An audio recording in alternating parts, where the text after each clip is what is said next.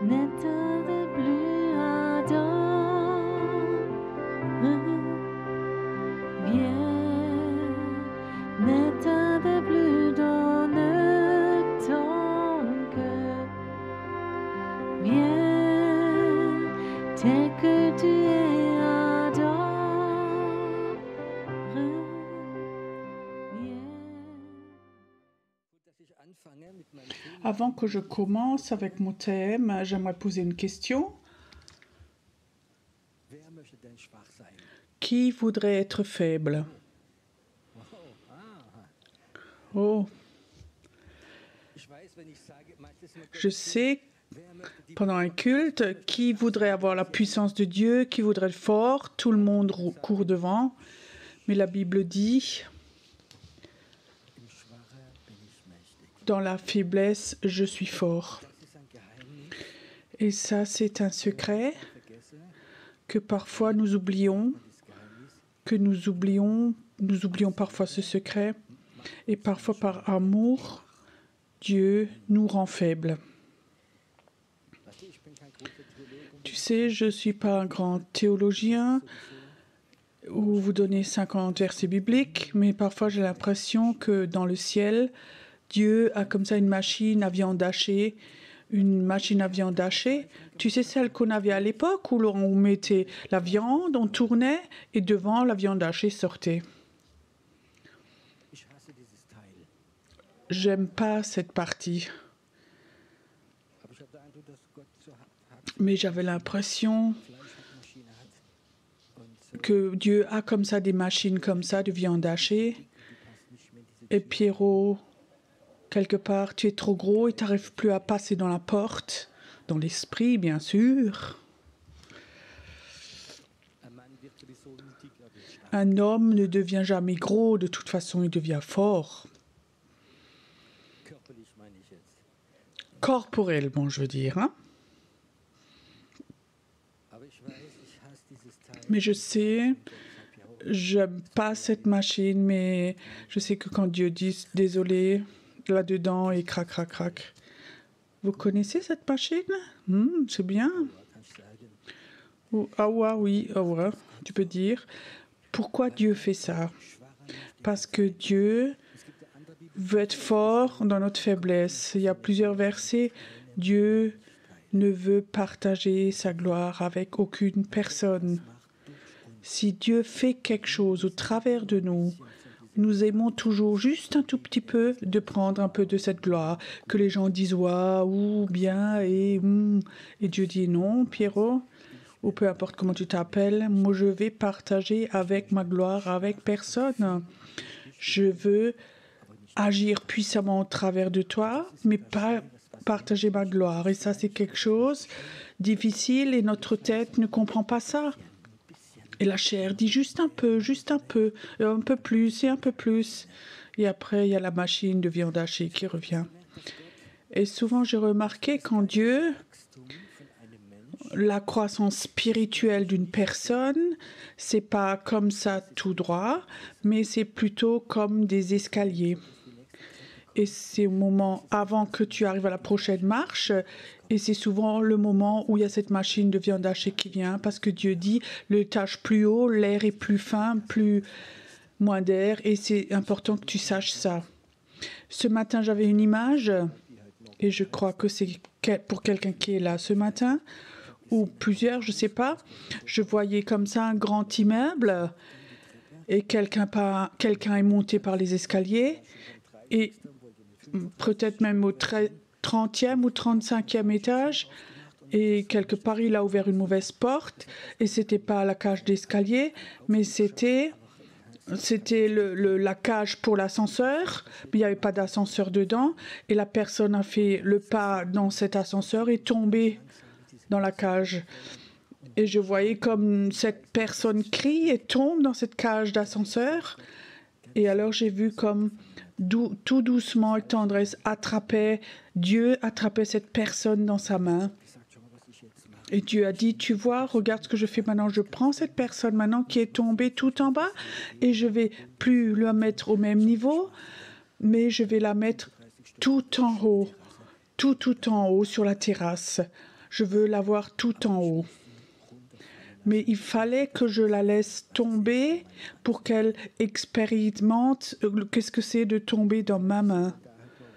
Peut-être quelqu'un est là ce matin et tu dis c'est ma situation. Je pensais que j'avais réussi dans la vie et tout d'un coup tout s'écroule maintenant, tout s'écroule. Et Dieu dit c'est pas grave, tu tombes pas plus profond que dans ma main. Et après là, je te mets là où moi je veux que tu sois. Les derniers étages, tu n'aurais pas réussi de toi-même par tes propres forces. Si tu sais ce matin, si toi tu sais c'est moi, je veux te dire, je te bénis du fond du cœur, détends-toi. Dieu va te mettre là en haut sur la terrasse où il veut t'avoir. C'est un principe. Quand Dieu veut de grandes choses, il rend les gens faibles pour qu'on ne tombe pas dans ce péché terrible, qu'on prenne la gloire à Dieu. Comment bibliquement je peux vous expliquer ça? De prendre la gloire à Dieu, de lui voler. La gloire de Dieu est saine, sainte. Dans l'Ancien Testament, il y a une histoire avec l'arche de l'Alliance. Ils se sont tous réjouis quand l'arche était revenue. David était là avec ses soldats. Et après, l'arche de l'Alliance était presque tombée de la charrette. Et il y a un soldat qui l'a retenue pour qu'elle ne tombe pas. Malgré qu'il ait écrit, personne, aucun humain n'a le droit de la toucher, même pas les prêtres. Quand l'arche de l'Alliance, il y avait comme ça 3 anneaux. Et là, il y avait des barres qui traversaient pour qu'on puisse la porter. Même pas les prêtres avaient le droit de toucher cette arche de l'Alliance. Et là, ce soldat n'avait pas fait de péché, il avait juste touché l'arche de l'Alliance et est tombé mort raide. Et David a eu un choc et il voulait, sur le moment, plus emmener cette arche de l'Alliance et il l'a laissée dans un coin. De prendre la gloire de Dieu, c'est comme toucher l'arche de l'Alliance. À Dieu seul soit la gloire. Et c'est pas seulement quelque chose avec les mots, c'est quelque chose qui se fait dans notre cœur, dans notre esprit. Et je crois que c'est la raison principale. J'ai souvent demandé Dieu, pourquoi le royaume de Dieu avance si lentement? Pourquoi tu donnes pas à tes serviteurs, servantes, ton autorité, ta puissance? Et à chaque fois, Dieu me donne la réponse. Il y a encore trop d'orgueil et trop de chair dans mes serviteurs. J'aimerais parler de ce thème, de devenir plus petit. Et c'est très difficile, on peut le faire par des choses religieuses, mais c'est mieux quand Dieu le fait. Tu sais, David avait fait un gros péché, il a compté le peuple malgré que Dieu ne voulait pas. Alors il y avait une punition pour lui. Et donc il a proposé 3 punitions. Et David dit, je veux celle-là, parce que toi, tout de même, tu es un Dieu de grâce. Il connaissait Dieu. Et tu sais, c'est mieux que Dieu nous rend petits que les circonstances ou que d'autres personnes ou autre chose encore. Je vous donne plusieurs exemples de ma vie. Il y a plusieurs années, j'étais invitée à un chapiteau des hommes d'affaires dans l'Allemagne du Sud. Et vous connaissez sans doute les hommes d'affaires. Il y a un orateur qui vient.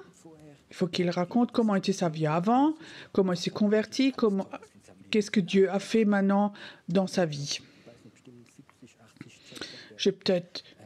Donc j'étais à 70-80 chapiteaux, j'ai prêché. Ce qui est là normalement, en fait, quand je prêchais. Et là, un jour, j'étais sur l'autoroute pour un chapitre. Et Dieu me dit, ce soir, Pierrot, tu vas pas te raconter tout ce que tu as fait de beau, mais ce soir, tu vas raconter que des choses où tu as eu des échecs. Il y a de la joie qui vient là dans la voiture. Hein? Et je disais, Seigneur, tu sais donc ce que les gens attendent de moi. Ils attendent que je raconte des super choses. Et tu veux pas le faire? Je dis si. Et j'étais assez abattue, j'avais pas de joie, pas de Alléluia. Alors ils m'ont donné le micro, alors j'ai commencé à raconter tout ce que j'avais en tant que père, pasteur, chrétien, tout ce que j'avais fait de faux. Et pendant que je racontais, Une histoire après l'autre me venait. Et je dis, Seigneur, pas cette histoire, pas cette histoire, pas cette histoire. Et pendant 3/4 d'heure, j'ai raconté tout ce que j'avais fait faux. Là, j'ai eu des échecs. Et je dis Amen, je fais un appel. J'avais juste une pensée, dire Amen, passer la porte dans la voiture et partir. Dans l'espoir que personne qui n'était là-bas connaisse mon assemblée. Et je raconte tout ça alors. Et j'ai commencé à prier et j'ai vécu quelque chose que j'ai jamais vécu auparavant. Je crois que 80% des personnes étaient couchées par terre et ils pleuraient. Et je disais, Seigneur, mais qu'est-ce que j'ai fait maintenant? Et alors effectivement, je suis sortie après, la porte par derrière, sur le parking, je voulais partir. Et un collaborateur me suit, il me dit, reste là, reste là.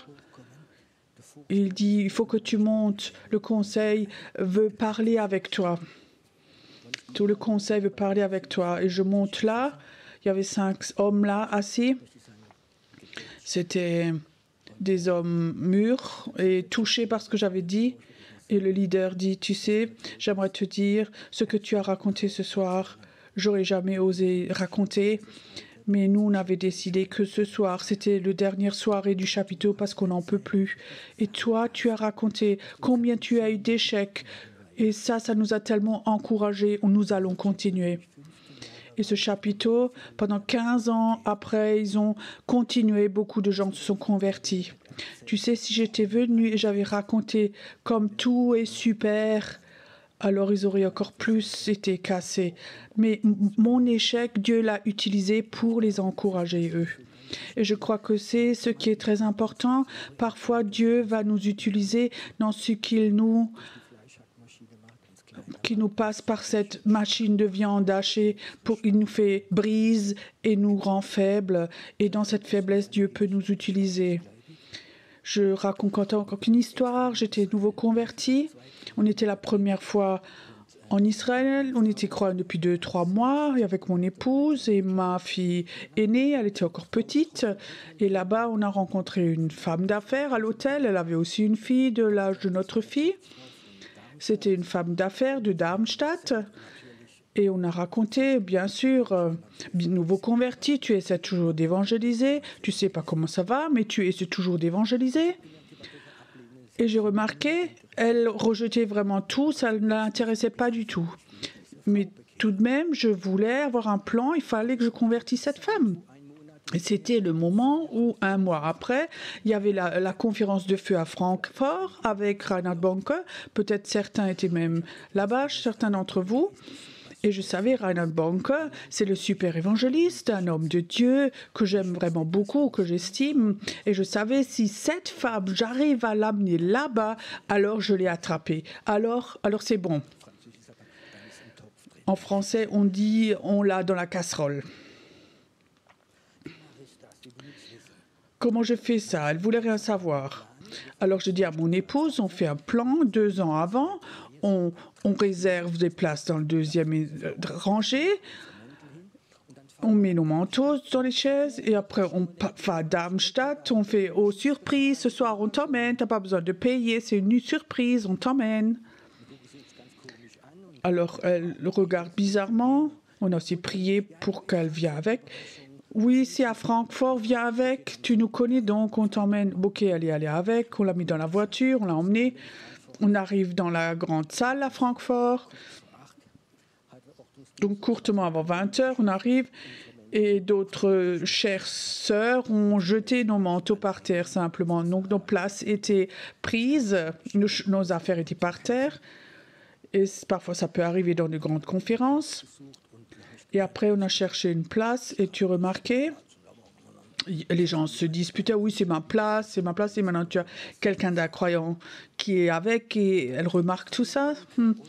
Après, Reinhard Bonke prêche et c'est super, et il fait un appel, presque tout le monde court devant, et la femme dit, j'aimerais rentrer chez moi. Ça, c'était mon premier essai d'évangéliser quelqu'un. Tout était allé de travers. On était vraiment déçus après 2-3 semaines. J'aime pas abandonner. Cette femme, et en fait, connaissait mon épouse. Parce qu'ils avaient un magasin, et elle aussi. Et mon épouse avait l'idée, mais viens donc dimanche prochain chez nous, à midi, pour le repas de midi, on t'invite. Et alors, elle est venue à 12h30 pour manger. Et je savais, elle était vraiment fermée à l'évangile. On n'a pas besoin de parler. Alors, on a mis la table, on s'est assis. Et j'ai regardé mon épouse. Est-ce qu'on doit prier? Est-ce qu'on ne doit pas prier? Ma femme dit oui. Alors, je dis à cette femme, j'aimerais faire une prière de table. Elle dit, je ne sais pas, mais j'aimerais pas vous déranger. Je dis, ne vous dérangez pas. Alors, j'ai fait une prière de table, tout normal. Et cette femme commence à pleurer. Elle se convertit, tu comprends? Et mon épouse, après, elle a eu l'entretien avec elle et elle dit, tu sais, ce qui m'a touchée, c'est que ton mari, qui est un homme d'affaires, peut parler comme ça avec Dieu, une prière de table. Et je dis, je ne comprends pas, cet homme de Dieu tellement grand, à Francfort, Reinhard Banker, on l'emmène, on fait un gros plan, c'est tombé à l'eau le plan, et là, à une table de prière de quelqu'un qui est nouveau converti, Dieu a utilisé. Et je savais que Dieu, dans la faiblesse, peut nous utiliser. Dieu souvent nous rend faibles. Et j'ai remarqué quelque chose, que ma stratégie, mes plans pour convertir quelqu'un, Dieu ne veut pas les utiliser. C'est pas sa manière à lui. Lui, souvent, veut nous briser pour faire ce que lui voudrait. Et je peux te raconter beaucoup de choses comme ça de ma vie où j'ai remarqué, où j'étais tout petit, je deviens tout petit. Un des exemples que je donne toujours, j'étais nouveau pasteur et il y a un temps où tout va à l'encontre, où tu n'as envie de rien du tout. Et alors comme ça, il y avait un jour comme ça où j'étais vraiment down, je savais mon épouse part l'après-midi, je suis chez moi, waouh, rien faire, allumer la télé, simplement repos, déconnecté. Et après le téléphone sonne. Je pensais, aïe, aïe, aïe, pourquoi t'as pas décroché ça? Alors je vais au téléphone et alors j'entends une voix. Allô, frère Faye, est-ce que tu peux prier pour moi? Je voulais simplement raccrocher vite, tut, avec un répondeur. Alors elle me raconte tout ce qu'elle a. Problèmes cardiaques, des peurs, mal au ventre et puis ceci, cela. Je dis, ok, comment est-ce que je m'en débarrasse le plus vite possible? Si je dis, chez moi, ça va plus mal que chez toi, ça ira pas. Alors je dis, sœur, je prie pour toi, mets ta main sur ton cœur. Seigneur Jésus, fais ceci, cela. Dieu te bénit, tchuss, au revoir. Et puis j'ai raccroché. 10 jours après, elle appelle. Elle dit, j'aimerais raconter le miracle. Tout est tout de suite parti. Est-ce que c'était ma foi? Non? Pas du tout. Tu sais ce que c'était? C'était Dieu qui disait, quand tu es cassé et faible, alors je peux faire quelque chose. Ce matin, j'aimerais faire autre chose ou dire autre chose. Pourquoi Dieu fait cela? Pour qu'à chaque fois, ou je dirais autrement, à chaque fois qu'il y a des portes devant toi, et souvent ce sont les portes de l'appel, parce que si tu rentres dans ton appel, il n'y a pas une porte, il y a des portes et des portes et des portes. Et chaque porte que tu passes, elle est fermée à clé. Et pour chaque porte, il faut que tu aies une clé. Peut-être pour ceux qui sont déjà plus anciens, ils connaissent peut-être les vieilles portes qui existent dans les maisons. Elles ont des serrures toutes faciles. Si tu as oublié ta clé, il y a un mot, c'est un Dietrich, c'est un passe. Tu peux ouvrir en fait toutes les serrures. Et si tu n'as pas de Dietrich, et si tu es un peu doué, tu prends un gros clou, tu le courbes devant avec... et puis comme ça, tu peux ouvrir beaucoup de portes avec ce clou. Je sais que cette génération d'aujourd'hui ne peut pas s'imaginer ça. Mais aujourd'hui, on a des serrures plus difficiles, plus compliquées, surtout quand il y a des trésors ou des choses de valeur. Alors, il y a des toutes petites clés grosses ou avec des trous et puis des fentes et tout. C'est des clés très très compliquées. Pour aller à des endroits, pour des toilettes ou des choses, mais pour des endroits très précis. Si tu vas dans ton appel, c'est possible que les premières tures s'ouvrent avec une clé d'Itriche. Seigneur, je te loue, tu es super, tu m'aimes et la porte s'ouvre. Tu peux faire ça souvent, mais il y a des moments où tu as des portes devant toi qui s'ouvrent plus par louer soit Dieu, Dieu je t'aime. Alors, il faut que tu réfléchisses quelle est la prochaine clé. Et souvent, tu sais, la clé c'est toi, ton cœur c'est la clé. Et alors Dieu commence à limer, à te limer, à limer les côtés, les coins, et peut-être là aussi faire un petit trou. Tu sais, ça fait mal, ça, tu comprends?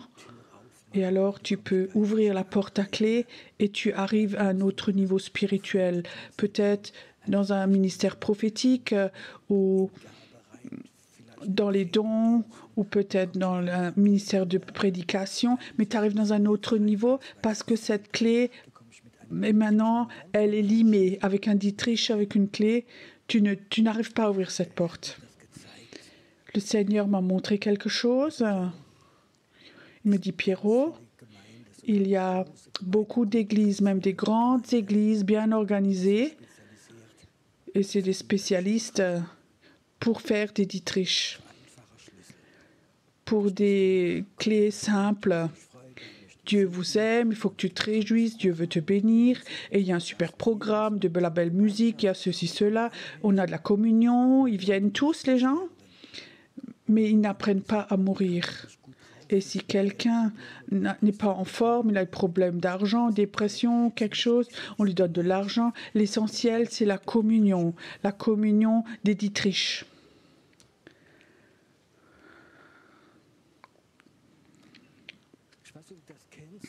Je ne sais pas si tu connais ça. Si tu es entre Dietrich, on leur a donné l'enseignement que proclamer, alors tu reçois tout. Parler positivement, et waouh, et tu es là, et tu as un temps comme ça où tu vas pas bien, et tu dis, je vais pas tellement bien, alors tu entendras, t'as pas assez de foi. T'as pas assez de foi, il faut que tu fasses ceci, cela. On te comprend même pas.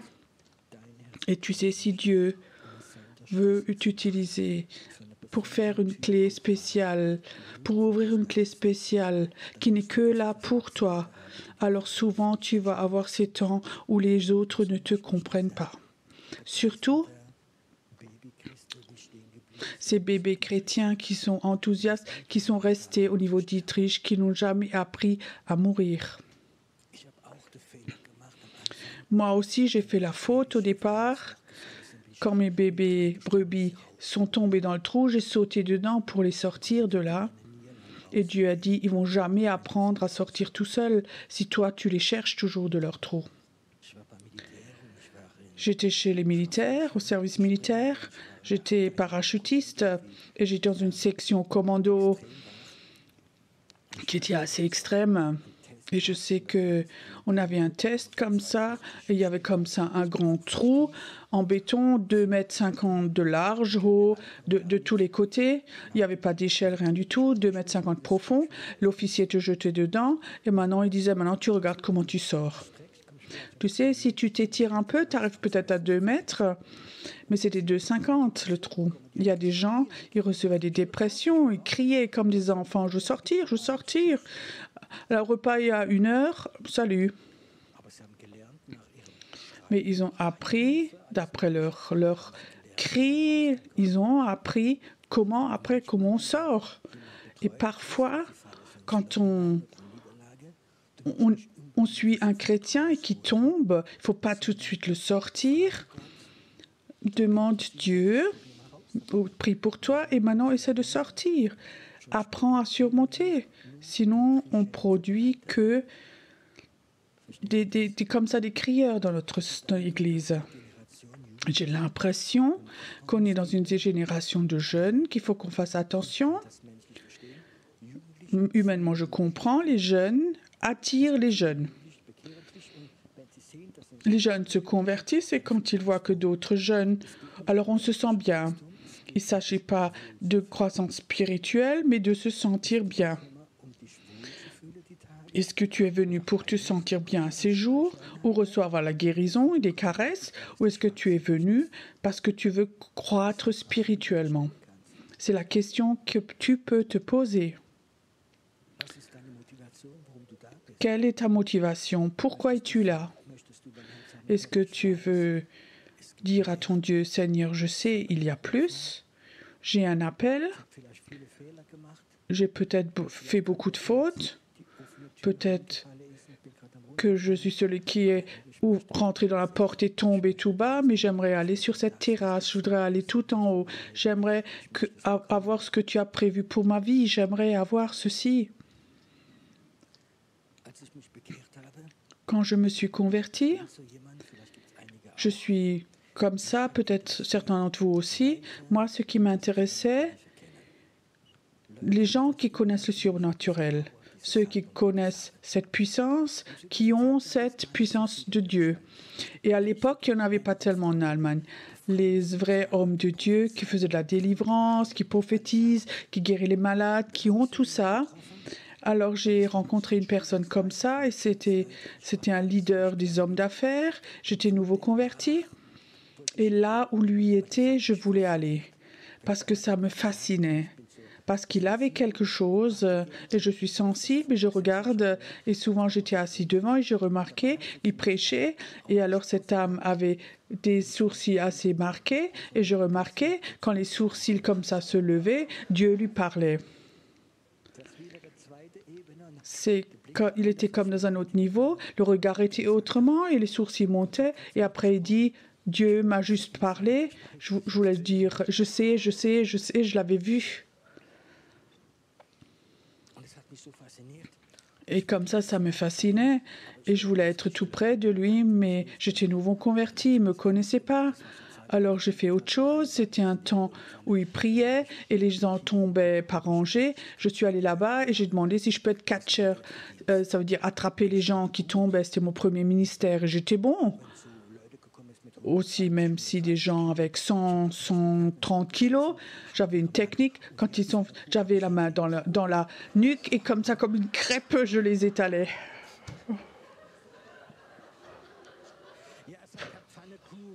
Oui, ok, vous n'êtes pas des crêpes, je suis désolée.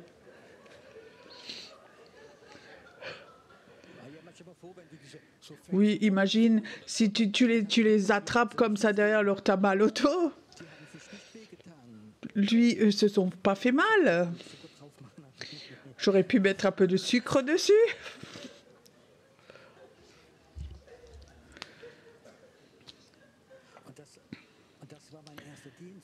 Et ça, c'était mon premier ministère.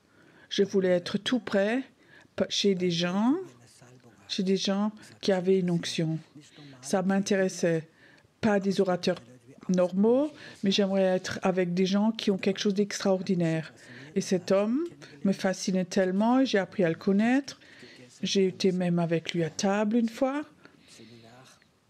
à un séminaire. Et il est revenu dans notre région, vers Darmstadt, Wiesbaden. Il y avait un séminaire. Et c'était le temps où j'avais commencé mon groupe de maison. Et j'avais comme ça 6-7 petites brebis. Et ça avait vraiment...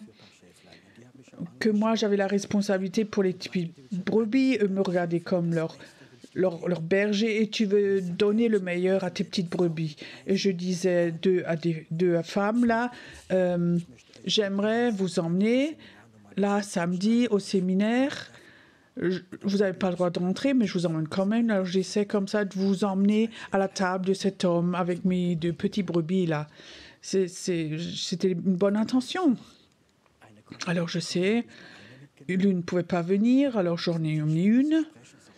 Alors j'en étais à cette table ronde, il y avait 6-7 places comme ça. Et j'avais comme ça emmené ma petite brebis, réservé la place, juste à côté de l'orateur. Et je pensais, waouh, elle va sans doute attraper un peu de cette onction de cet homme. Et de l'autre côté, il y avait une autre dame, Aussi, bon, une femme sympa, très attractive. Et cet homme de Dieu que j'estimais tellement, toute la soirée, tout le temps, avait tourné le dos à ma petite brebis. Il ne l'a même pas regardée, mais a que regardé, parler avec l'autre personne. Et ça m'avait profondément blessée. Tu comprends? Comment est-ce qu'un homme de Dieu peut comme ça avoir cette attitude?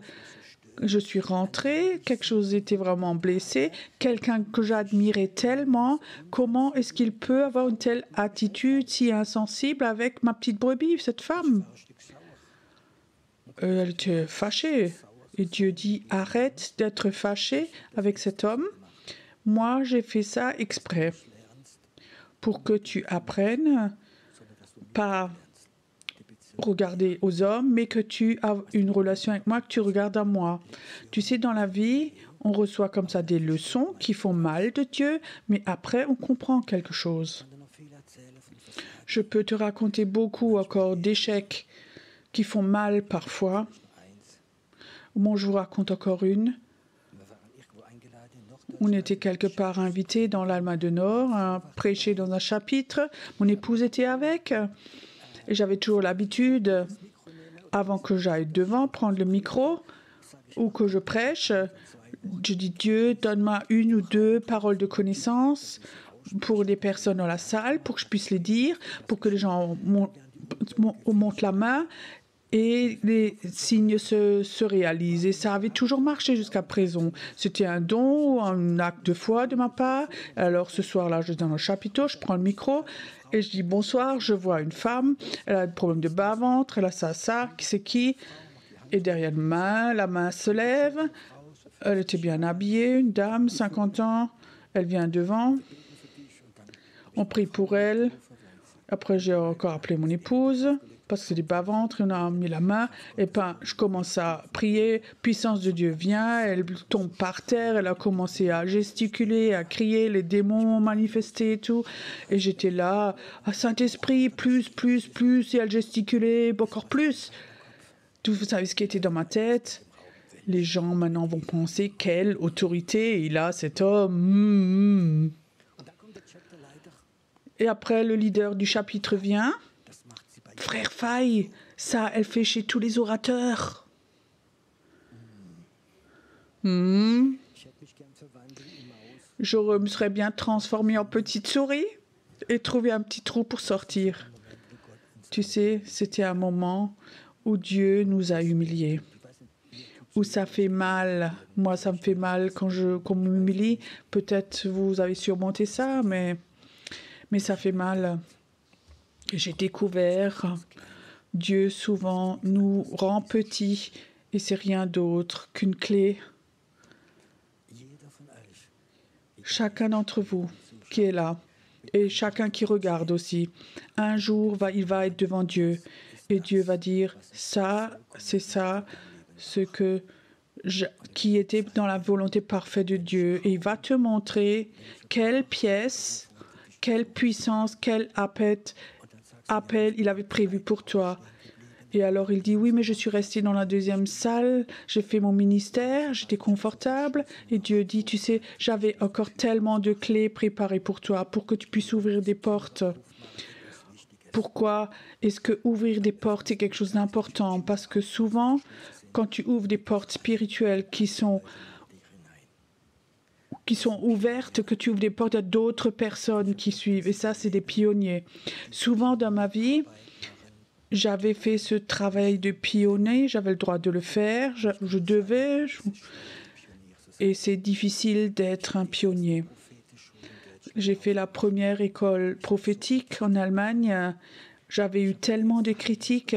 J'ai fait culte de guérison dans les hôtels, dans les restaurants. J'ai eu des critiques de la majorité des grands orateurs en Allemagne. On ne peut pas faire ça en Allemagne. Et quelques années après, ils l'ont tous fait, des cultes de guérison.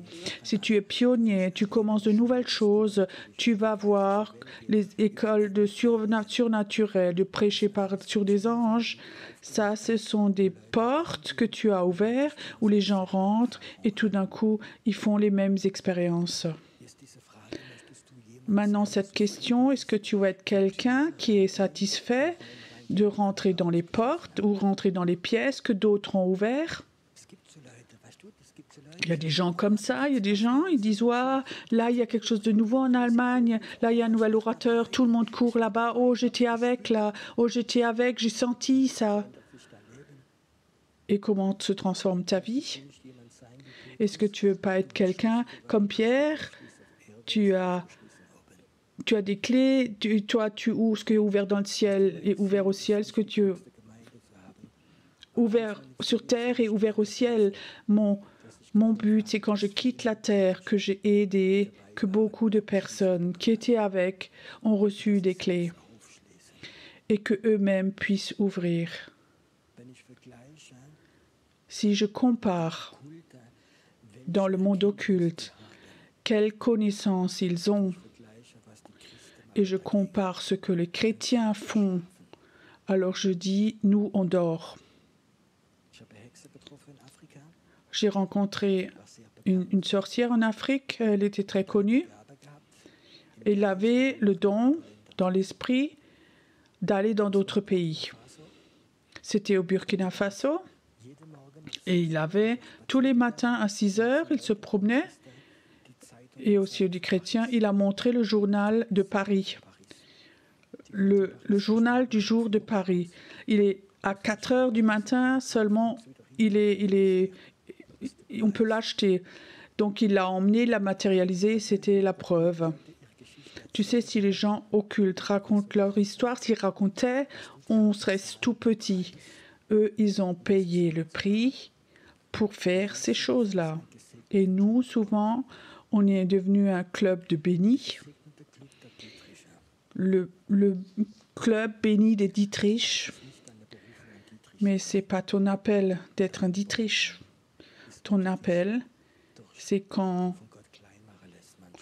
tu te laisses être petit par Dieu, c'est d'ouvrir des portes. Des portes où tes enfants vont entrer et des petits-enfants.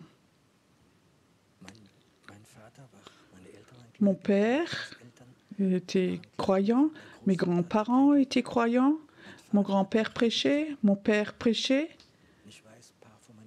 Et je sais, certains de mes enfants ont déjà prêché, mais j'aimerais aussi que mes petits-enfants et mes petits-petits-enfants aussi, et que certains deviennent prophètes. Je suis prêt de payer le prix d'être cette clé et d'ouvrir la clé pour que des autres personnes puissent rentrer. Si tu n'es que satisfait d'être dans un club religieux où tu es sauvé, où on s'occupe de toi, alors continue. Mais si tu sais qu'au fond de ton esprit, il y a une clé et Dieu voudrait ce rolling, voudrait le façonner, travailler à cela pour que tu puisses ouvrir des portes, alors il faut que tu lui dises. Alors il y a des temps où tu vas devenir tout petit, des temps où tu vas avoir envie de mourir. Tu sais, un sentiment que je ne connaissais pas qui vient parfois, où je reçois les révélations, Pierrot, il n'y a rien en toi, pas un gramme que Dieu peut utiliser en moi. Il n'y a rien en moi du tout. Et Dieu peut parfois utiliser ce point-là pour faire quelque chose de très grand. Ce n'est pas un sentiment où on crie Alléluia toute la journée, mais où de préférence tu dis j'aimerais mourir, mais si toi tu veux, je continue à vivre, mais je reconnais il n'y a rien en moi que tu puisses utiliser, toi. Et ça, c'est les moments où Dieu prend ton cœur comme une clé et il met quelque chose. Et alors, il te construit de nouveau et tu peux ouvrir de nouveau les prochaines portes. Mon but, ce n'est pas de prêcher. Mon but, d'ouvrir des portes du surnaturel, d'emmener les personnes et de les encourager, de donner ton cœur en tant que clé. Et Dieu va l'utiliser. Il y a comme ça un vieux chant, vous le connaissez sans doute, ou peut-être la génération la plus ancienne, c'est toi tu es le potier, moi je suis l'argile. On aime chanter ce chant, mais il a une profonde signification. Tu es le potier et toi tu es l'argile. Et Dieu voudrait faire quelque chose avec toi. Pas dans le sens de ton église, de ton pasteur, mais le sens que Dieu veut faire quelque chose de toi. Tu sais, un pasteur, c'est aussi une personne et il est leader d'une église et il a besoin de personnes. Tu comprends? Humainement aussi. Maintenant, il y a quelqu'un de nouveau qui vient à l'église. Oh, j'ai besoin de quelqu'un dans la garderie d'enfants. Oh Seigneur, je la bénis pour le ministère d'enfants. Mais Dieu peut-être l'a même pas appelé pour faire le garderie d'enfants, mais pour autre chose. Et alors on prend des clés pour ouvrir des portes qui ne sont pas à ouvrir normalement. C'est important que des leaders spirituels, aussi si c'est un groupe de maison, que tu découvres qu'est-ce que tu as prévu avec cette personne. Pas ce que j'ai besoin, mais qu'est-ce que toi, tu as besoin. Il y a un homme qui est là. Ce matin, tu as plusieurs enfants, plusieurs fils. Et un de ces fils te fait beaucoup de soucis ou des problèmes. De son être, de son caractère, tu ne le comprends pas. Et Dieu voudrait te dire, celui-là va être une grande clé. Tu ne le comprends pas, mais je vais l'utiliser, je vais le façonner, transformer son cœur, et tu vas voir cette faiblesse de caractère, je vais le transformer et ça va être un leader très fort. Et en Suisse, il va ouvrir des portes.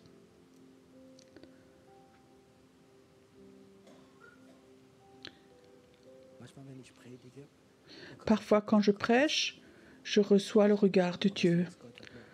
Et tu sais, tu vois ce que Dieu voit ce matin, beaucoup de clés qu'il voudrait utiliser. Il te voit en tant que clé.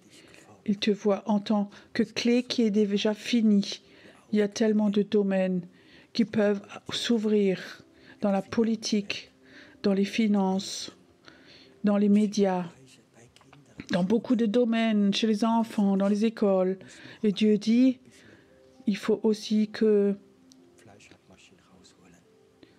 je te mette un peu dans cette machine de viande. Il y a peut-être des jours qui sont difficiles. Mais tu vas voir quand les portes s'ouvrent que ma main est sur ta vie. C'est pas un hasard. Tu ouvriras les bonnes portes.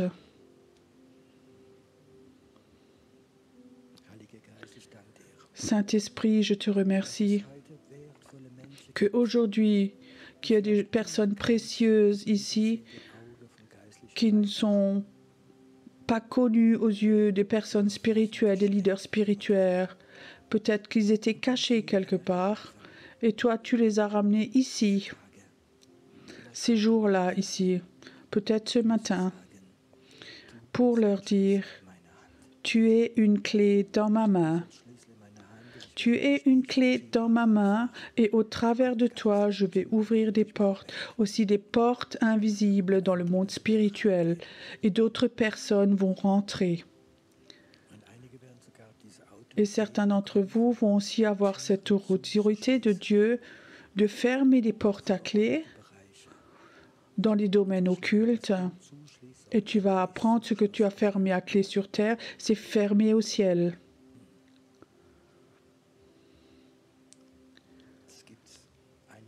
Il y a certaines personnes qui sont là, ils ont des clés, ils vont aller dans des domaines où maintenant, en ce moment, il n'y a que la sorcellerie qui est rentrée dedans. Et la sorcellerie s'est sentie tellement à l'aise et ils ont méprisé les chrétiens parce qu'ils jouent en bas. Et certains d'entre vous qui sont assis là vont recevoir des clés, qu'ils puissent rentrer dans ce domaine de la sorcellerie, dans ce nouveau niveau-là. Les sorcières vont être effrayées qu'ils voient que des femmes prophétiques ou des hommes prophétiques montent là. Ils vont s'effrayer. Ils vont se sentir insécures, vont perdre leur foi, leur force. Et tu vas être victorieux avec Dieu. Et la puissance de la sorcellerie va perdre sa force. toute la région en Suisse. Tous les chrétiens rentrent dans les niveaux, ils vont recevoir de l'autorité dans ce niveau-là. Merci Seigneur que tu es là ce matin et que toi maintenant tu parles à des personnes, que tu parles aux personnes maintenant. Ou Seigneur, qui vont dans leur chambre, qu'ils aient quelque chose de fort, que tu vas leur montrer. Tu sauras, ils vont ouvrir et plus personne ne fermera à clé si eux ouvrent en ton nom les portes, au nom de Jésus. Amen.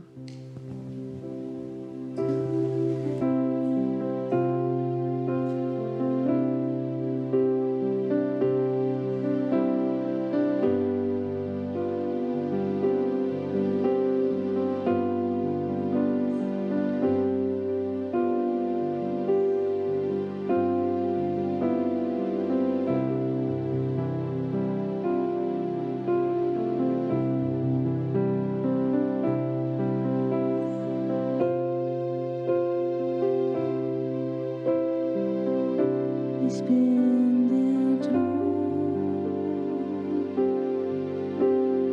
mach aus mir etwas nach deinem Sinn. Nimm du mich ganz hin, o Gottes Sohn. Du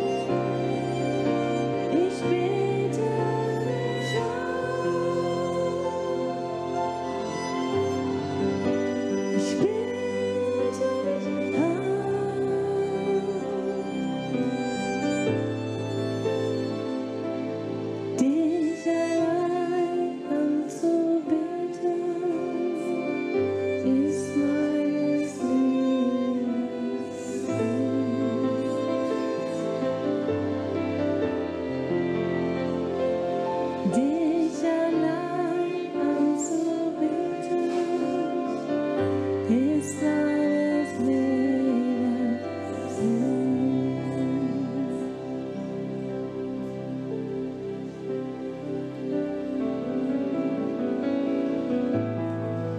Ich bete dich an.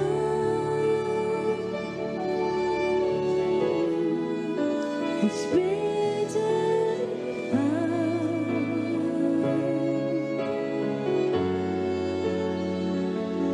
Dich allein anzubeten, ist meines Lebens Sinn. Ich bete dich an.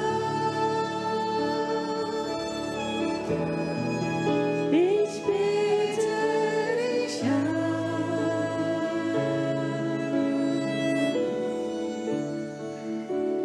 Dich allein anzubeten, ist meines Lebens Sinn.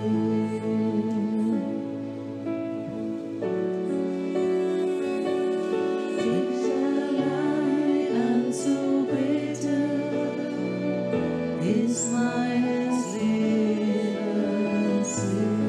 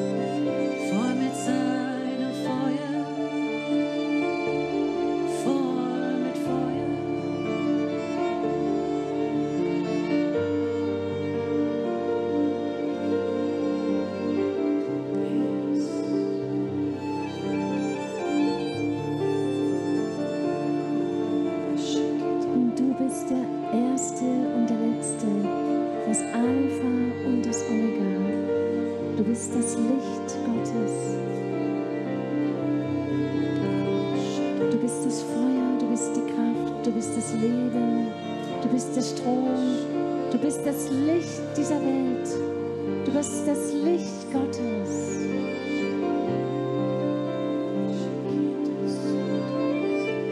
Deine geliebte Schweiz, sie wird voller Leben, voller Kraft, voller Feuer, voller Licht und Herrlichkeit. Dein ist die Herrlichkeit,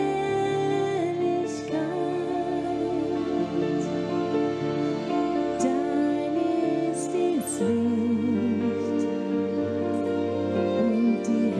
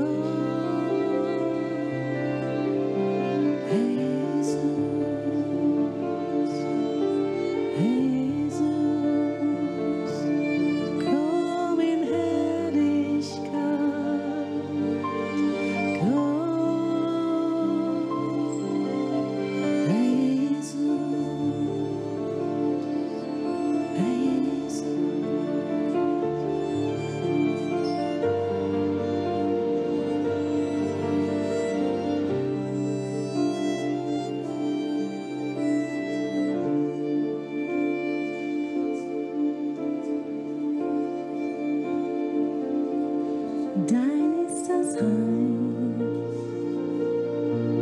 und die Kraft und die Herrlichkeit.